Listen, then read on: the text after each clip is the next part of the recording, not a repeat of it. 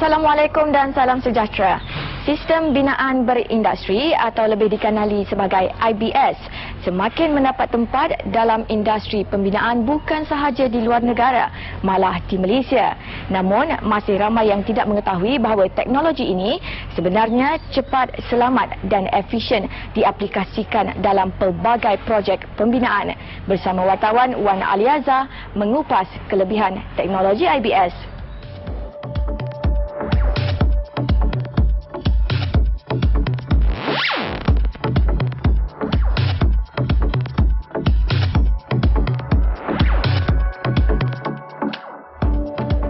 Industri pembinaan negara mengalami transformasi yang sangat ketara dengan penggunaan pelbagai instrumen dan teknologi dalam kaedah pembinaan bangunan. Antara kaedah yang semakin dominan ketika ini ialah kaedah sistem binaan berindustri atau IBS. Bagi melihat sendiri keistimewaan IBS, kru Panorama turun padang untuk menyaksikan sendiri proses pembuatan komponen IBS di kilang KUB Prikas Sdn Bhd yang terletak di kawasan perindustrian Tuanku Jaafar Senawang, Seremban, Negeri Sembilan. Kilang seluas 16 ekar ini beroperasi sejak dari tahun 1984, merupakan antara syarikat yang banyak mengeluarkan komponen IBS untuk pembinaan bangunan secara komersial di serata Malaysia. Memberi penerangan secara terperinci mengenai perjalanan operasi kilang KUB Prikas Sdn Bhd ialah pengurus kilang Encik Muhammad Nasir Muhammad Isa. Kru Panorama memulakan tinjauan di lokasi peringkat terawal penghasilan produk-produk IBS keluaran kilang ini yang menggunakan kaedah sistem konkrit peratuang atau Precast Concrete System. Untuk rekod, syarikat ini telah berjaya membangunkan lebih dari 250 projek pembinaan sejak mula dirubuhkan. Antara projek mega yang melibatkan KUB Prikas ialah Pusat Beli Belah Mid Valley, Lapangan Terbang Antarabangsa Kuala Lumpur KLIA, Stadium Hoki Bukit Jalil, Stesen Kereta Api Sentral Kuala Lumpur dan Pusat Beli Belah The Spring di Kuching, Sarawak. Kesemua bahan mentah ini bakal diproses menjadi pelbagai produk KUB Prikas, antaranya lantai bangunan, tangga, panel dinding dan pelbagai lagi. Untuk membuat sesuatu elemen precast produk ni, kita perlukan storage dan kita perlukan raw material, itu bahan-bahan awalan untuk kita jadikan elemen konkrit, elemen yang nak kita casting lah, beam ke, kolom ke, hollow core slab ke. Jadi ini adalah tempat simpanan raw material kita, yang mana kita ada tempat pengumpulan raw material, dan di sini adalah tempat raw material yang tadi diangkut untuk dijadikan konkrit, dihantar ke basin plan di tempat untuk dijadikan konkrit lah. Di sini merupakan proses awal penghasilan sesebuah komponen precast, di mana pasir yang telah ditapis ini akan dibawa menggunakan elevator ke tempat pemprosesan, di mana di sana nanti pasir ini akan dicampur dengan batu aggregate, air dan juga admixture untuk menghasilkan sesebuah komponen precast.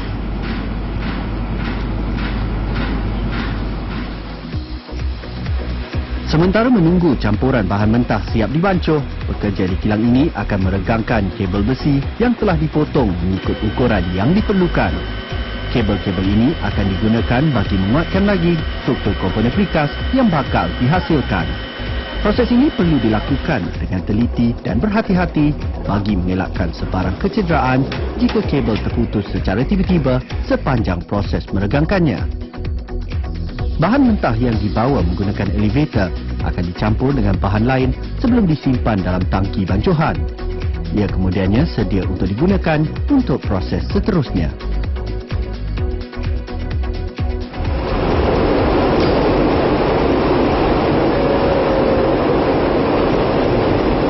Bancuan simen yang telah siap akan dibawa menggunakan travelling bucket ini sebelum dituang ke dalam acuan untuk menghasilkan komponen precast yang diingini. Penggunaan teknologi mesin ternyata memudahkan lagi proses penghasilan produk. Ini secara tidak langsung dapat mengurangkan kebergantungan kilang terhadap penggunaan buruh asing.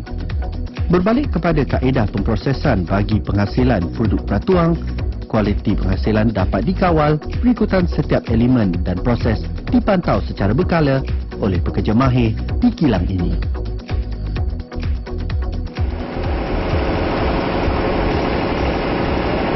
Inilah keadaannya sebelum sebuah holocaust slab dihasilkan, dan jika dibandingkan dengan proses penghasilan panel dinding yang menggunakan reinforcement bar untuk menguatkan strukturnya, holocaust slab ini hanya menggunakan kabel dawai yang telah diregangkan untuk menguatkan lagi struktur pembinaannya.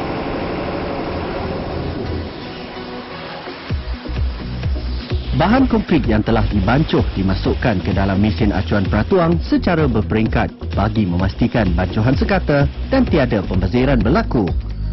Pada masa yang sama, mesin acuan peratuang akan memampatkan bancuhan bagi mengelakkan wujudnya rongga di dalam konkrit yang boleh menjejaskan kualiti dan kekuatan komponen yang dihasilkan. Proses ini akan diulangi beberapa kali sehingga ukuran dan saiz produk peratuang yang diingini terbentuk. Proses ini agak kritikal dan perlu dipantau dari masa ke masa oleh para pekerja untuk mengesan kecacatan awal pada produk. Jika terdapat sebarang kecacatan di kesan, pihak kilang akan menghentikan proses serta-merta dan memperbaikinya sebelum memulakannya kembali. Ini penting bagi menjaga kualiti produk dan piawaian yang telah ditetapkan oleh syarikat. Beginilah rupanya holocaust slab yang dihasilkan, dan untuk pengetahuan anda, satu holocaust slab ini dihasilkan sepanjang 150 meter dan ia akan dibiarkan selama 24 jam untuk kering sepenuhnya sebelum dipotong mengikut ukuran yang diperlukan.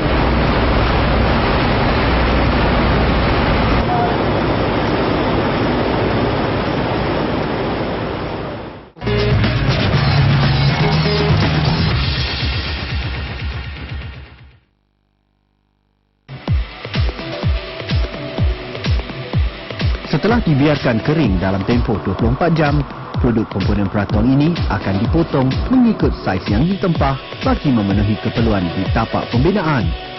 Sepanjang proses pemotongan, mesin pemotong disembur dengan air untuk menyejukkannya. Ia dilakukan bagi mengelakkan besi pemotong menjadi rosak akibat terlalu panas.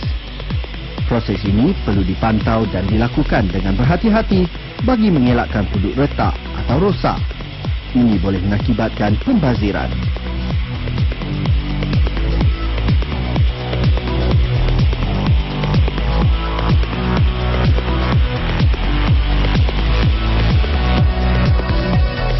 Setelah proses pemotongan selesai, konkrit yang telah dipotong kemudiannya akan diangkat dengan berhati-hati sebelum diletakkan di atas roller untuk dihantar ke tempat penyimpanan. Secara purata, konkrit peratuang ini mempunyai berat di antara 4 hingga 5 tan mengikut saiz yang ditempah oleh pelanggan. Ternyata kaedah peratuang sangat praktikal kerana selain dapat mengurangkan kos buruh, ia juga dapat menghasilkan produk untuk kegunaan industri pembinaan dalam skala besar.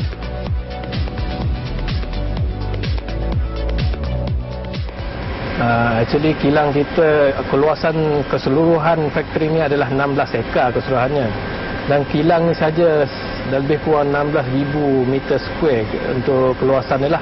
Kita terdiri daripada 2 hall lah. Satu hall untuk kita menghasilkan slab dan satu hall lagi kita menghasilkan RC produk, kolom, beams, wall, staircase, landing slab yang berkaitan dengan RC semua kita produskan di sinilah. Yang paling baiknya sebabkan kami ni adalah pengeluar IBS dan kami pun mendirikan factory ni pun menggunakan produk IBS kita sendirilah. Yang mana yang kalau boleh dilihat di sini kita tengok kita ada kolom, beam dan bumbung ni sendiri pun kita buat daripada holocaust slab lah kat situ. Okey, disebab benda ni kita bergantung pada permintaan lah. Tapi dalam masa sekarang ni KB Perkas mempunyai order yang banyak, jadi kita punya productivity ni kita adakan dalam lebih kurang 2 shift lah. 2 shift daripada pagi sampai ke malam lah untuk menghasilkan produk holocaust slab dengan kita punya produk-produk elemen RC lah. Dan buruh kalau kita dapat dari sini ke sini, untuk penggunaan buruh ni begitu minimum lah. Kita tak perlukan buruh yang ramai untuk dalam satu shift lah untuk menghasilkan elemen. Melihat kepada trend masa kini, KB Precast optimis permintaan terhadap produk komponen IBS akan terus meningkat memandangkan pelbagai pendekatan proaktif yang dijalankan oleh pihak CIDB dalam mempromosikan teknologi IBS melalui media massa. Selain dari menghasilkan holocaust slab, syarikat KUB Precast Sdn Bhd juga turut menghasilkan panel dinding, dan untuk pengetahuan anda, ini merupakan panel dinding dengan bukaan pintu di mana ia telah siap dipasang dengan bingkainya sendiri, dan apabila tiba di tapak pembinaan nanti hanya perlu dipasang daun pintu sahaja. Ternyata pengeluaran komponen IBS oleh KUB Precast ini mampu melonjakkan nama Malaysia di pentas global dalam industri pembinaan. Selain meningkatkan kualiti bangunan dan membolehkan pengguna atau pemilik premis menduduki unit masing-masing dalam tempoh yang singkat, teknologi IBS mampu menterjemahkan hasrat negara menjadi sebuah negara maju dalam pelbagai sektor yang banyak didukungi oleh industri pembinaan. Sememangnya teknologi IBS ini memberi banyak faedah bukan sahaja kepada pemain dalam industri pembinaan negara, malah kepada masyarakat umum. Ini kerana produk-produk IBS ini dihasilkan secara komersial di sebuah kilang. Kita saksikan paparan berikutnya bagaimana produk-produk IBS ini diaplikasikan di tapak pembinaan.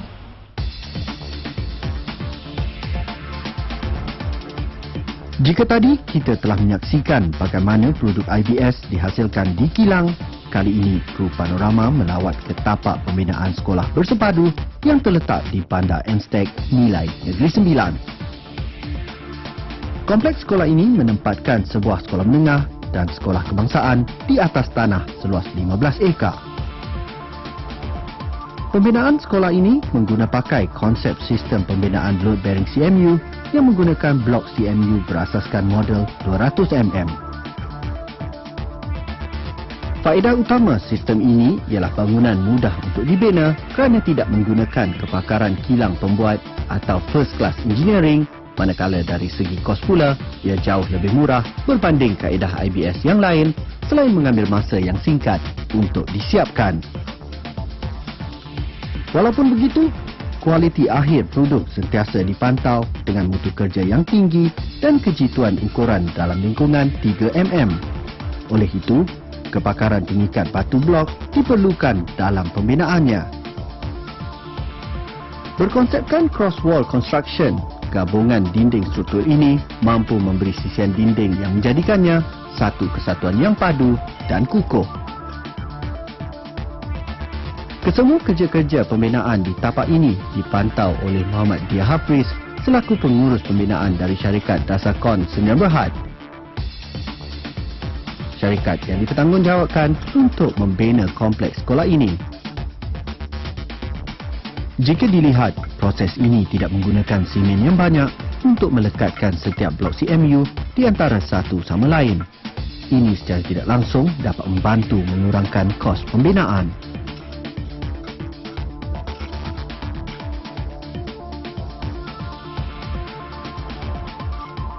Pemantauan dari masa ke masa penting bagi memastikan pembinaan berjalan mengikut jadual dan hasilnya mengikut piawaian yang ditetapkan. Menariknya, dengan kepakaran yang dimiliki, buruh asing ini dibayar gaji mengikut jumlah blok CMU yang dipasang. Walaupun nampak mudah, namun pengalaman kerja dan kemahiran mengikat blok diperlukan agar dinding yang dibina nampak sekata dari semua segi. Untuk pengetahuan semua, sekolah ini merupakan sekolah pertama di Malaysia yang dibina menggunakan konsep load bearing CMU yang cukup unik dan menarik. Ini kerana disebabkan oleh saiz blok CMU yang kecil dan mampu diangkat oleh pekerja. Pembinaan bangunan sekolah ini tidak memerlukan banyak jentera-jentera besar seperti di tapak pembinaan yang lain.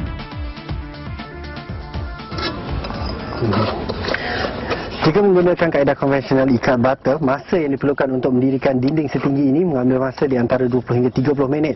Manakala jika menggunakan teknologi IBS, masa untuk mendirikan dinding setinggi ini dapat disingkatkan kurang dari 10 minit.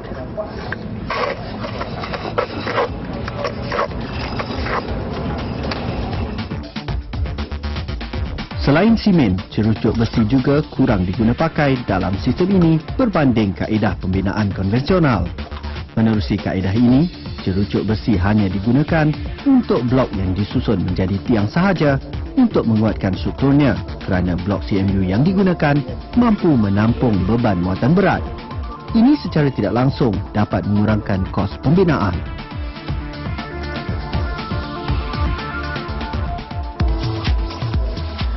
Dari masa ke masa, mesyuarat yang melibatkan semua yang terlibat dalam pembinaan kompleks sekolah ini diadakan untuk melancarkan proses pembinaan.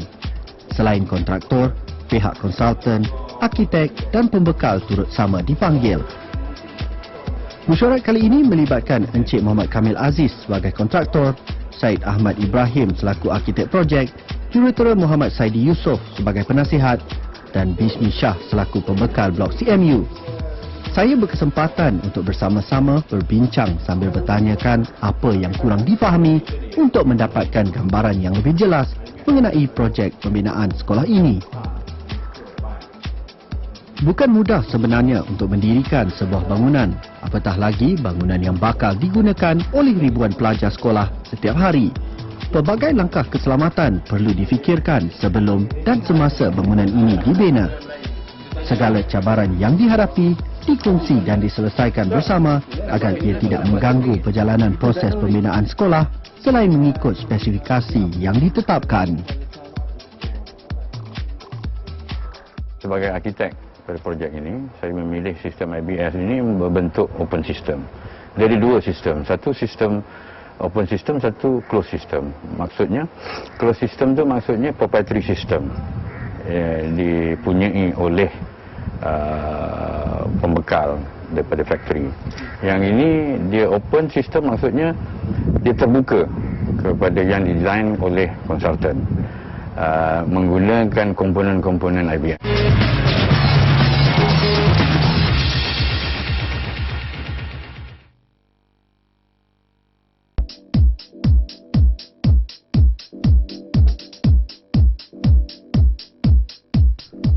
Selain dari membina 24 bilik darjah untuk sekolah menengah kebangsaan dan 18 bilik darjah untuk sekolah kebangsaan, kontraktor turut menggunakan kaedah IBS untuk membina bangunan lain yang terdapat di kompleks sekolah ini. Antaranya, pejabat, bilik guru, kantin dan sebuah dewan terbuka. Sekali imbas, struktur bangunan ini seperti mempunyai pengaruh seni bina Inggeris.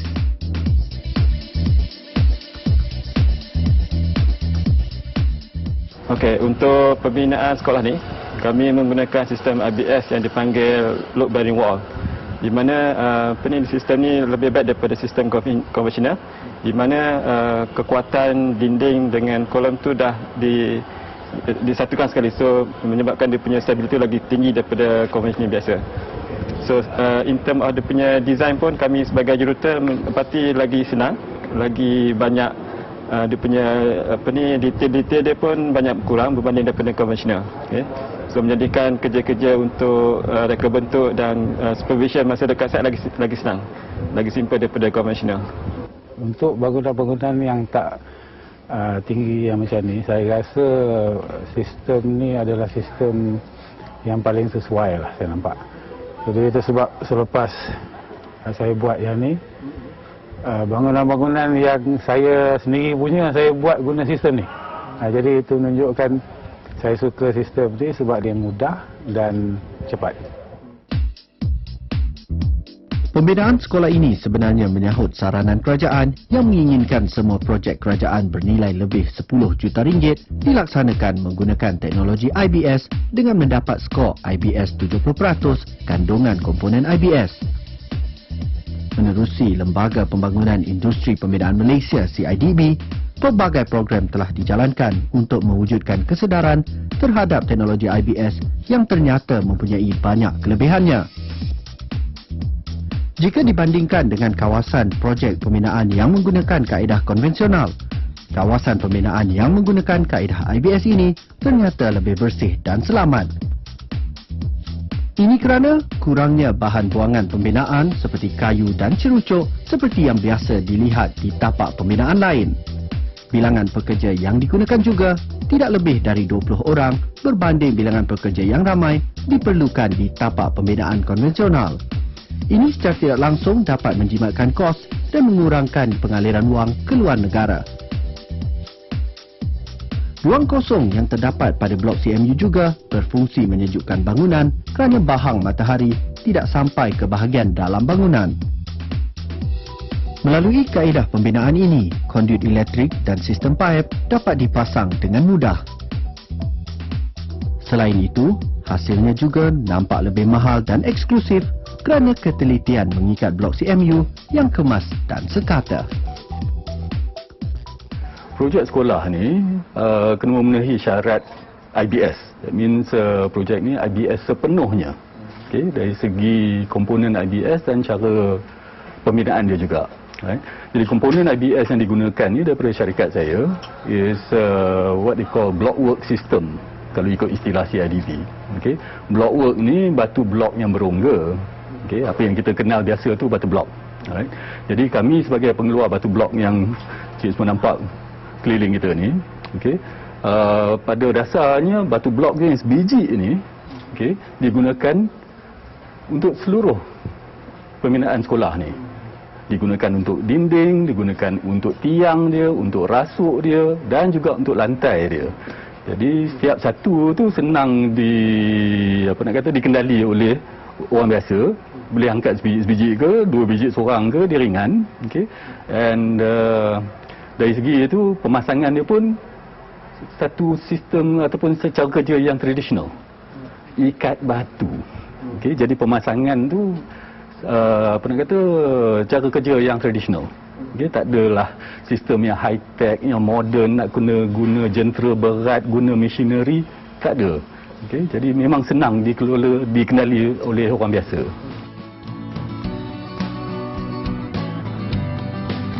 Berdasarkan pemerhatian kru Panorama terhadap aplikasi teknologi IBS, ia sewajarnya menjadi teknologi yang patut diberi keutamaan oleh para kontraktor binaan.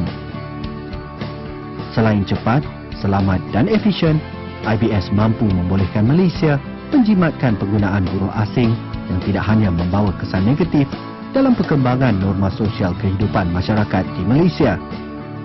Perkongsian episod IBS, solusi industri pembinaan ini diharapkan mampu memberikan tanggapan positif kepada masyarakat umum tentang betapa teknologi ini memberi banyak faedah dan kelebihan. Pembinaan kompleks sekolah ini sememangnya cukup istimewa kerana ia bukan sahaja menggunakan teknologi IBS, malah di seluruh kawasan sekolah ini tidak mempunyai sebarang cerucuk. Ini kerana berat atau bebanan bangunan ini telah ditampung oleh blok-blok batu ini yang telah membentuk dinding dan juga tiang bagi seluruh kawasan kompleks ini. Memang di Malaysia ni kita dah fokus kepada IBS ni sejak selepas kemerdekaan kita juga. Memang kita realise that kalau kita nak produce volume and quality, kita terpaksalah menggunakan teknologi IBS. Kalau tidak, kita tak boleh get the volume and the quality that we want. Kalau kita menggunakan tenaga manusia, especially kalau dia tak bermahir, then quality is an issue. So dari sejak 60-an lagi dengan projek dekat Jalan Pekeliling tu, we have already started to use IBS. Yeah. And now I think it's getting more sophisticated and bukan hanya juga limited to bahan IBS ni, tak limited saja pada bahan konkrit dan juga ada guna keluli dan juga sekarang ni we are also looking at composite for example. Diharapkan paparan kami mengenai kelebihan IBS ini dapat memberikan input-input baru dan berguna kepada anda. Bak kata orang, tak kenal maka tak cinta. Manalah tahu jika anda sudah mengetahui mengenai kelebihan teknologi ini, di Malaysia nanti akan diwajibkan aplikasi penggunaan teknologi IBS dalam semua projek pembinaan yang berkaitan. Sampai jumpa lagi. Assalamualaikum.